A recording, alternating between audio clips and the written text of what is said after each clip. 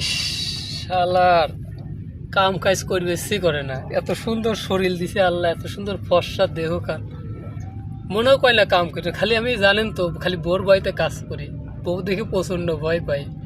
আজকে বউ দিছে আমার কাজে, কিন্তু আজকে কাজ ফাঁকি দিয়ে এসে গাছতলা দম লিচ্ছি। শালা বউ আজকে যতই যাই করুক কাছে কাজ করবো, এত সুন্দর দেহ খান আমি নষ্ট করে কি লাভ আছে? কার জন্য নষ্ট করবো? হ্যাঁ, এরি শালা ফোন, এরি বউ ফোন দিছে।